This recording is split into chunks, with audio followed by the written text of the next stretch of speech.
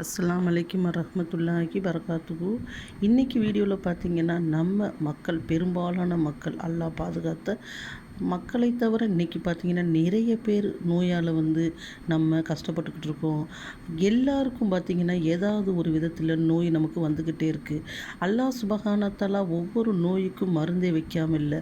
ஆனால் நம்ம அந்த நோய்க்கு என்ன துவாவை ஓதி அல்லாஹ்விடத்திலிருந்து நம்ம நிவாரணம் பெறலாம் அப்படிங்கிறத அல்லாஹ்வோட தூதர் நமக்கு சொல்லி கொடுத்துருக்காங்க. அந்த துவாக்கள் என்னங்கிறது இன்ஷா அல்லாஹ் நம்ம இந்த வீடியோவில் தெரிஞ்சுக்கலாம். நீங்கள் இந்த வீடியோவை முழுசாக பாருங்கள். அப்போ தான் நம்ம போடுற நம்ம பேச வர்ற விஷயம் உங்களுக்கு தெளிவாக புரியும். அது மட்டும் இல்லாமல் நீங்கள் இந்த சேனலை சப்ஸ்கிரைப் பண்ணி வச்சுக்கோங்க. நம்ம போடுற வீடியோ உங்களுக்கு உடனுக்குடனே கிடைக்கும். மேலும் நீங்கள் இந்த வீடியோவை பற்றி கமெண்ட் பண்ணுங்கள். அதை பார்க்குறது மூலம் அதை பார்த்து மற்றவங்களும் பார்த்தாங்கன்னா அந்த நன்மை உங்களுக்கு மறும நாள் வரைக்கும் வந்துக்கிட்டே இருக்கும். பொதுவாக பார்த்திங்கன்னா அல்லாஹ் சுபஹான தஆலா இந்த உலகத்தில் மனிதர்களுக்கு எல்லா மனிதர்களுக்கும் ஏதாவது விதத்தில் ஒரு சோதனைகளும் துன்பங்களும் துயரங்களும் கொடுத்து கொண்டே தான் இருப்பான். அல்லாஹ் சுபஹான தஆலா தன்னோட திருமறை குரானில் பார்த்திங்கன்னா என்ன சொல்கிறேன்னு கேட்டிங்கன்னா, இந்த உலகம் பார்த்திங்கன்னா சும்மா ஒரு ஆடம்பரமான உலகம். இதில் மக்கள் கொஞ்ச நாள் தான் இருப்பாங்க. நிரந்தரமான உலகம் எதுன்னு கேட்டிங்கன்னா சொர்க்கம்தான் அப்படின்னு சொல்லி அல்லாஹ் சுபஹான தஆலா மறுமைதான் அப்படின்னு சொல்லியிருக்கேன். அப்போ இந்த உலகத்தில் வாழ்கிறப்ப உங்களை நான் பலவிதமாக சோதிப்பேன் அப்படின்னு சொல்கிறேன். அதில் ஒரு சோதனை தான் நோய். இப்போ நம்ம அல்லாஹ் சுபஹான எத்தனையோ வசதி படைத்த மனிதர் இருப்பார்கள். நம்ம அவங்கள பார்த்து நினைப்பேன், பாருங்கள் இவங்களுக்கு அல்லாஹ் சுபஹான தஆலா எவ்வளோ வசதியை கொடுத்துருக்கான். இவங்க நிறைய சதக்கா பண்ணுறாங்க, ஜக்காத் பண்ணுறாங்க, நினைத்த இடத்துக்கு போகிறாங்க, எவ்வளோ சந்தோஷமாக இருக்காங்க. நமக்கு பாருங்கள் வசதியே இல்லாமல் நம்ம இருக்கோம்னு நினைக்கிறோம். ஆனால் அவங்களிடத்தில் போய் பார்த்தா தான் தெரியும் அவங்களுக்கு எவ்வளோ அல்லாஹ் சுபஹான தஆலா சோதனை மனசுக்குள்ளேயும் கவலையும் ஏதாவது ஒரு நோயை கொடுத்துருப்பான். நிறைய சாப்பிட்றதுக்கு இருக்கும், ஏதாவது நோய் மூலம் அவங்க சாப்பிட முடியாமல் இருக்கும். நம்ம எல்லாமே சாப்பிடக்கூடியதுக்கு நமக்கு ஆரோக்கியம் இருக்கும். ஆனால் பார்த்திங்கன்னா நம்மகிட்ட பணம் இருக்காது. இதுதான் அல்லாஹ்வோட சோதனை. சரி, இப்போ இந்த சோதனைக்கு நம்ம என்ன துவாவோ ஓதலாங்கிறத முதலாவதாக நம்ம தெரிஞ்சுக்கலாம். இதுக்கு நிறைய 2-3 துவாக்கள் அல்லாஹ்வோட தூதர் நமக்கு சொல்லி கொடுத்துருக்காங்க. இதில் முதலாவது துவா அல்லாஹ் சுபஹான தஆலா தன்னோட திருமறை குரானில் சொன்ன ஒரு சிறந்த துவாவை இன்ஷா அல்லாஹ் நம்ம இன்றைக்கி இந்த வீடியோவில் தெரிஞ்சுக்கலாம். அதாவது கேட்டிங்கன்னா, ஐயூப் நபி இருக்காங்கல்ல, அவங்களுக்கு பார்த்திங்கன்னா அல்லாஹ் சுபஹான தஆலா மிக மிக வசதியான வாழ்க்கையை கொடுத்துருந்தான். வசதியான வாழ்க்கைகள், அதிகமான பிள்ளைகள், மனைவிகள், நிறைய வசதியோடவும் அல்லாஹ்வை அவங்க என்ன செஞ்சாங்க, தொழுது ஓதிக்கொண்டு இருந்தாங்க. இதை கண்ட சைத்தான் என்ன செஞ்சான், அல்லாஹ்விடத்தில் போய் நீங்கள் இவருக்கு எல்லாமே கொடுத்துருக்கீங்க, அதனால தான் அவர் உங்களை தொழுது ஓதி உங்களை வணங்குறார் அப்படி கிட்டப்ப அப்படி அல்லாஹ் சுபஹான தஆலா சொன்னேன், அதெல்லாம் இல்லை, அவர் என்னோட நல்லடியார், எதுவும் இல்லாட்டியும் என்னை வணங்குவார் சொன்னதுக்கு அப்போ எனக்கு ஒரு சந்தர்ப்பம் கொடுங்க, நான் அவர்கிட்ட உள்ள எல்லாத்தையுமே அழிச்சு விடுறேன், பிறகும் அவர் உங்களை வணங்குறாரான்னு பார்க்கலான்னு சொல்லி சைத்தான் அல்லாஹ்விடத்தில் என்ன செஞ்சான், அனுமதி வாங்கி முதலாவதாக அவர் சொத்தை பூரம் அளித்தான். இரண்டாவது பார்த்திங்கன்னா அவருக்கு பிள்ளைகளை அளித்தான். மூன்றாவது பார்த்திங்கன்னா அவங்க மனைவிகள் ஒன்றொன்றாக என்ன செஞ்சாங்க, அவரை விட்டு பிரிய ஆரம்பித்தார்கள், ஒரு மனைவியை தவிர. அடுத்து அப்போதும் அவர்கள் அல்லாஹ்வை வணங்க கொண்டு தான் இருந்தார்கள். அடுத்து அவன் நினைத்தான், அவர்களுக்கு தீராத ஒரு நோயை ஏற்படுத்தினான், ஒரு புண்ணு. அந்த புண்ணு பார்த்திங்கன்னா அரித்து அரித்து உடம்பெல்லாம் அந்த புண்ணு மிகவும் பரவி விட்டது. அதனால் பார்த்திங்கன்னா அந்த புண்ணிலிருந்து வாடைகளும் புழுக்களும் ஆரம்பிச்சன. அவரை என்ன செஞ்சாங்க, ஊரோட எல்லையில் அவரை மக்கள் வச்சுட்டாங்க. அவங்க மனைவி பார்த்திங்கன்னா அவருக்காக என்ன செஞ்சாங்க, ஒவ்வொரு வீடுகளையும் போய் வேலை செய்து இறுதியாக தன்னோட தலை முடியக்கூட விற்று என்ன செஞ்சாங்க, அந்த பெண்மணி தன் கணவருக்கு சாப்பாடு கொடுத்தாங்க. இந்த நேரத்தில் ஐயூப் அலைஹிஸ்ஸலாம் அவர்கள் என்ன செஞ்சாங்க, அவங்களுக்கு எல்லா இடத்துலையும் புண்ணு வந்தப்போ கூட அவங்க பொறுத்து கொண்டாங்க. ஒரு முறை அவர்கள் நாக்கில் புண்ணு வரும்போது அல்லாஹ்விடத்தில் சொன்னாங்க, யா அல்லாஹ், என்னுடைய நாக்கிலும் என்னுடைய இதயத்திலும் எனக்கு இந்த புண்ணு வர வேணாம், உன்னை துதிக்கிறதுக்கும் உன்னை நினைக்கிறதுக்கும் வேணும்னு சொல்லிட்டு அல்லாஹும் ரப்பி அன்னி மஸ்ஸனியர் உள்ள அந்த அர்ரஹ்மு ராஹிமீன், யா அல்லாஹ், எனக்கு ஒரு நோய் வந்துருச்சு, அந்த நோயிட்டிருந்து உன்கிட்ட பாதுகாப்பு தெரியுன்னு அப்போ தான் அல்லாஹ்ட்ட துவா செஞ்சாங்க.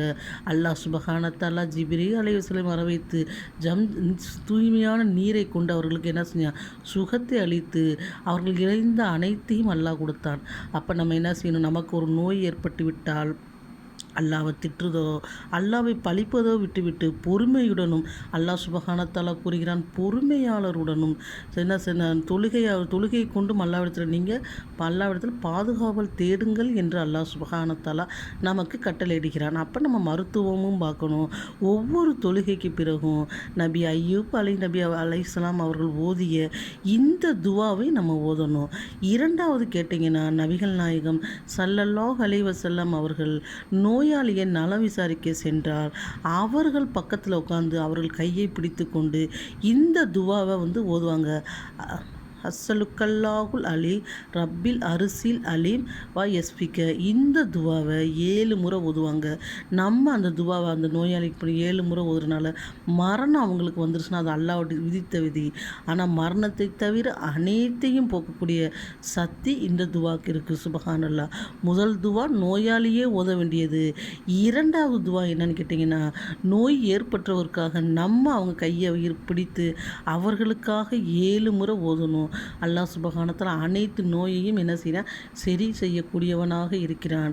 அல்லாவை மீறி எந்த ஒரு பொருளுக்கோ எந்த ஒரு நோய்க்கோ சக்தி கிடையாதுங்கிறத நம்ம மனசில் விளங்க வைத்து கொள்ள வேண்டும். மருத்துவமும் பார்க்க வேண்டும். ஒவ்வொரு தொழுகைக்கு பிறகு இந்த துவாக்களை நம்ம என்ன செய்யணும், ஓதக்கூடியவர்களாக இருக்கணும். அது மட்டும் இல்லை, யாராவது ஒரு மனிதருக்கு நோய் ஏற்பட்டால் அந்த நோயை நம்ம என்ன செய்யணும், விசாரிக்கக்கூடியவர்களாக இருக்கணும். நபிகள் நாயகம் ஸல்லல்லாஹு அலைஹி வஸல்லம் கூறினார்கள், யார் ஒரு நோயாளியை நலம் விசாரிப்பதற்காக காலையில் செல்கிறாரோ மாலை வரைக்கும் அவருக்காக 70,000 மலக்குகள் அவருக்காக துவா செய்கிறார்கள். சுப்ஹானல்லாஹ். இரண்டாவது, மாலையில் யார் ஒரு நோயாளியை நலம் விசாரிக்க செல்கிறார்களோ அவர்களுக்காக 70,000 மலக்குகள் துவா செய்கிறார்கள். எவ்வளோ ஒரு சிறப்பு பாருங்கள். இந்த மாதிரி விஷயங்கள் இன்றைக்கி பெரும்பாலான மக்கள் ஒன்றுக்கொன்று பேசாமல் முகங்களை தூக்கி கொண்டு நான் அவர்கிட்ட தான் பேசுகிறது இல்லையே, அவருக்காக நான் விசாரிக்க வேண்டும். நம்ம என்ன தான் பகை இருந்தாலும் நமக்கு என்னதான் அவங்க மேலே கோபம் இருந்தாலும் அவர் நோய் விட்டுருக்கும்போது அவரை நம்ம நலம் விசாரிப்பது ஒரு முஸ்லீம் மீது கடமையாக இருக்கிறது. இதனால் நமக்கு இவ்வளோ நன்மையும் கிடைக்கிறது. நம்ம நினைக்கலாம், நீங்கள் சின்ன துவாவை போட்டுட்டு போயிடுவீங்க, நாங்கள் தான் அந்த நோயில் எவ்வளோ கஷ்டப்படுறோம், எவ்வளோ நாளாக மாத்திரை மருந்து சாப்பிட்றோம், 5 நேரம் தொழுகிறோம், அல்லாட்ட துவா செய்கிறோம், எங்களுக்கு நோயே சரியாக மாட்டேங்குதுன்னு நீங்கள் சொல்லலாம். அல்லாஹ் சுப்ஹானஹு வ தஆலா அய்யூப் நபி அவர்களை பற்றி நம்ம இப்போ பேசணும். 1 நிமிஷம் 2 நிமிஷம் பேசியிருப்போம். அவர்கள் எத்தனை ஆண்டுகள் எத்தனை வருடங்கள் அந்த நோயிலையும் அந்த இதுலேயும் கஷ்டப்பட்டிருப்பாங்கன்னு நல்லா ஒருவனை தவிர யாரும் அறிய முடியாது. அது லேஸ்பட்ட நோய் இல்லை, அரிப்பு நோய். அரித்து அவர்கள் புழுவே வந்துவிடும் என்றால் பாருங்கள். அப்போ அவர்கள் எவ்வளவு பொறுமையாக இருந்திருப்பார்கள் நம்ம சிந்தித்து பார்க்க வேண்டும். அது மட்டும் இல்லை, அல்லாஹ் சுப்ஹானஹு வ தஆலா இந்த வாழ்க்கையை பற்றி இன்னொரு சம்பவத்தை நான் உங்களுக்கு சொல்கிறேன். ஒரு முறை நபிகள் நாயகம் ஸல்லல்லாஹு அலைஹி வஸல்லம் அவர்கள் மனைவிமார்கள், அதாவது 11 மனைவிமார்களும் அவர்களுக்கு என்ன செஞ்சாங்க, அதாவது நபி ஸல்லல்லாஹு அலைஹி வஸல்லம் அவர்கள் தங்களுக்கு அதிகமாக வீட்டு செலவுக்கு பணம் கொடுக்கவில்லை என்று ஒன்றுக்கொன்று என்ன செய்தார்கள், நபி அவர்களிடம் சண்டை போட ஆரம்பித்தால். இதனால் கோபித்து கொண்டு நபி ஸல்லல்லாஹு அலைஹி வஸல்லம் ஒரு சஹாபியில் தங்கியிருக்காங்க. இதை கேள்விப்பட்ட உமர் ரலியல்லாஹு அன்ஹு அவர்கள், ஏனென்றால் அவர்கள் மகளும் கப்ஸா ரலியல்லாஹு அன்ஹு அவர்கள் நபி ஸல்லல்லாஹு அலைஹி வஸல்லம் திருமணம் செய்து கொடுத்திருக்கிறார்கள். நேராக மகளிடம் போய், நீ ஏன் இப்படி கேட்ட நபி அவர்களே, ஏன் நபி அவர்கள் மனதை நீ கஷ்டப்படுத்தினு சொல்லி கோமா பேசிவிட்டு உட்காந்துட்டு நபி அவர்களை சந்திப்பு அனுமதி கேட்டார்கள். அப்போ அந்த சஹாபி சொன்னார்கள், நபி அவர்கள் தூங்கி கொண்டு இருக்கிறார்கள். இரண்டாவதும் அனுமதி கேட்டார்கள், அதை சொன்னார்கள். மூன்றாவதாக கேட்டபோது அனுமதி வழங்கப்பட்டது.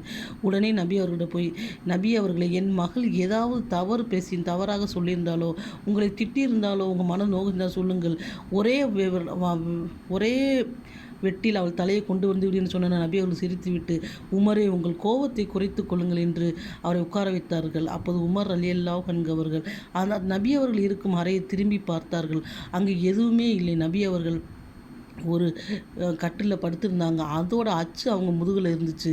சுற்றி பார்த்தாங்க, குடிப்பதற்கு ஒரு தண்ணி, ஒரே ஒரு பாய் தான் இருந்தது. இதை பார்த்த உமர் ரலியல்லாஹு அன்ஹு அவர் மிகவும் வருத்தத்தோடு, நபி அவர்களே, நீங்கள் இந்த இம்மை மர்மைக்கு தலைவர். ஆனால் பார்த்தீங்கன்னா இங்கே இருக்கிற பெரும் மாற்று மதத்து தலைவர்கள்லாம் பார்த்தீங்கன்னா எவ்வளோ அரியாசனம், எவ்வளோ ஆடம்பரமான வாழ்க்கையெல்லாம் வாழ்கிறாங்க. நீங்கள் இவ்வளோ எளிமையாக இருக்கிறீங்க, உங்களை பார்த்தா எனக்கு வருத்தமாக இருக்குன்னு சொன்னோன்னே சொன்னோன்னே நபி ஸல்லல்லாஹு அலைஹி வஸல்லம் அவர்களின் முகம் சிவந்து விட்டது. உமரே, இவ்வளவுதான் நீங்கள் இஸ்லாத்தை பற்றி புரிஞ்சுக்கிட்டதா, நீங்கள் இவ்வளவுதான் தெளிவடைந்து விட்டதா என்று கூறிவிட்டு, மூமினுக்கு இந்த உலகம் ஒரு சிறைச்சாலை, மறுமை தான் வந்து சிறந்தது, இங்கே உள்ள வாழ்கிற வாழ்க்கை நமக்கு சிறப்பு கிடையாது, மறுமையோட வாழ்க்கை தான் நமக்கு சிறந்ததுன்னு சொல்லி அல்லாஹ்வோட தூதர் சொன்னாங்க. இம்மை மறுமையோட தலைவர் அவர் இறுதியில் எப்படி அவங்களுக்கு மரணித்தார்கள் தெரியுமா? அவர்களுக்கு வந்து தீராத தலைவலி என்றால் அந்த தலைவலியின் காரணமாக அவர்கள் மயக்கம் பட்டே விழுந்து விடுவார்கள். அந்த அளவுக்கு அவர்களுக்கு தலைவலி, தண்ணி கொண்டு வரப்படும் ஒது செய்வதற்கு அதற்குள் மயங்கி விழுந்துவார்கள். அவ்வளவு ஒரு துன்பத்தில் தான் நபி அவர்கள் என்ன இருந்தார்கள். அல்லாஹ்வை எந்த நபியும் எந்த சஹாபாக்களும் பழிக்கவில்லை. ஆனால் இப்போ நம்ம என்ன செய்கிறோம்? அல்லாஹ்வையும் அல்லாஹ்வோட தூதரையும் நம்ம புரிந்து கொள்ளாமல், அவங்க நமக்கு கற்றுக் கொடுத்த சில விஷயங்களை நம்ம பின்பற்றாமல் நம்ம என்ன செய்கிறோம்? அல்லாஹ் நமக்கு இப்படி சோதனையாக தர்றானே, நமக்கு நோயாக தர்றானே, நம்மளை கஷ்டப்படுத்திக்கிட்டே இருக்கானே, நம்ம என்ன செய்கிறோம்? வருத்தப்படுறோம். அல்லாஹ் சுப்ஹானஹு வ தஆலா இந்த உலகத்தில் உள்ள அனைத்து மக்களுக்கும் நோயில்லாத வாழ்க்கையும் ஆரோக்கியமான வாழ்க்கையும் தந்தருள்வானாக என்று இந்த ரமலான் மாதத்தில் நான் அதிகமாக துவா செய்கிறேன். இந்த ரமலான் மாதத்தில் துவா ஏற்றுக்கொள்ளப்படும் இந்த நேரத்தில் நீங்கள் ஒவ்வொரு தொழுகைக்கு பிறகு இந்த துவாவை ஓதிட்டு வாங்க. நோன்பு திறக்கிற நேரத்தில் இந்த துவாவை ஓதுங்க. அல்லாஹ் சுப்ஹானஹு வ தஆலா உங்கள் நோயிலிருந்தும் உங்களுக்கு ஆரோக்கியத்தை வழங்கக்கூடியவனாக இருக்கிறான். இன்ஷா அல்லாஹ். அஸ்ஸலாமு அலைக்கும் வரஹ்மத்துல்லாஹி பரகாத்துஹு.